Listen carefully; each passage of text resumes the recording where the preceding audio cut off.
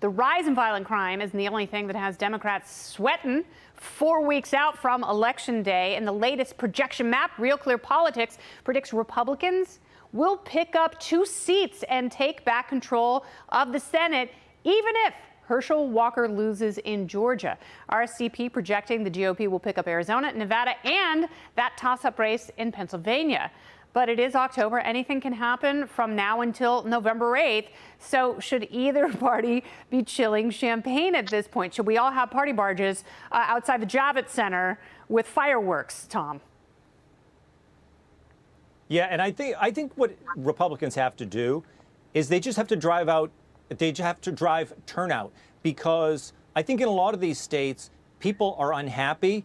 And the only thing that is going to keep Republicans from having a massive victory is that people just don't go to the polls. Yeah. They've got to get out there. I think in a lot of the swing states, there's ads all over the TV. Everyone is very aware of it. But, turnout is going to be the key thing. And that's why I think, in the media, we're not hearing much about it. We're, New York is a perfect example. I mean, I haven't seen Lee Zeldin, but I haven't seen Kathy Hochul either. The press doesn't want to cover her because they know what a disaster she is. And I think that's happening in Pennsylvania. I think that's happening in Arizona. They know the Democrats are going to turn out. They know there's a massive wave out there and a possibility of a historic wave for Republicans. Mm-hmm. But not if they stay home. All right. So who is more energized? Because in Nevada and Arizona, the president, according to CNN, he is at a 39% approval rating, 60% disapprove of what he's doing in those 2 battleground states.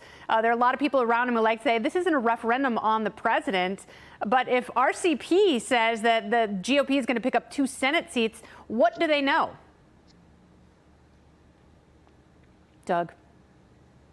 Oh, I'm sorry. What they know is that... I'm looking at you. Yeah, no problem, Kennedy. What they're saying is that the Democrats have no message. Inflation is up, interest rates are up, and basically people are suffering at the pump, in the gas station. And I was in Arizona recently, Kennedy, and Mark Kelly, the incumbent, is running away from the Democratic Party and saying he's not a national Democrat. So bottom line, what they know is the Democratic brand is increasingly toxic, Biden underwater, and there is not an argument for the Democrats. The Republicans, whatever their flaws and foibles, can say we're not them. And in a midterm election, which is a referendum on the incumbent party, that probably will be enough. I think you're right, and that's the best point. They don't have answers on things like crime and inflation, but then you throw in other issues like immigration, and their heads are really. Kamala Harris, who's supposed to be in charge of this, her head is literally buried in the sand when she said the borders are closed. So I want to talk about Herschel Walker a little bit, Olivia, because he's the worst kind of hypocrite to me, because here he is really running as a pro-life Republican who apparently has paid for abortions and wanted to pay for another one, and his baby mama went to term with the baby and had the child.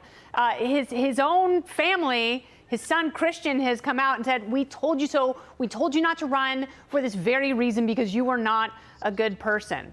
Do you think Herschel Walker is redeemable at this point, and is he electable? I am like you and think that there's just the worst type of hypocrite. I don't think he should be representing the Republican Party on a national stage at all. And it's really unfortunate that the GOP continually decides to elect or primary these people forward who are really just hypocrites. He may put on a good face and he may put on a good show for the voters, and that's up to them and that's their prerogative. But as an independent, I'm chilling the champagne either way. I'm not of the opinion that we should be settling for the lesser of 2 evils, and I definitely would never support Warnock. But at this point, I can't say that I'm partial to either of them. Now, if the GOP takes the Senate, which I think they will, I think it'll be because of, we look at Masters, look at Laxalt. I think they're doing well. And then, like I said before, people are voting with their wallets this time. I understand that the overturn of Roe v. Wade has really energized a lot of Democrats into believing that they will come out on top. But just look at the approval polls. It's not looking good for them. No, and you're absolutely right about that. It is an energizing issue, but even more so for people, crime, the economy, and inflation, not necessarily in that order.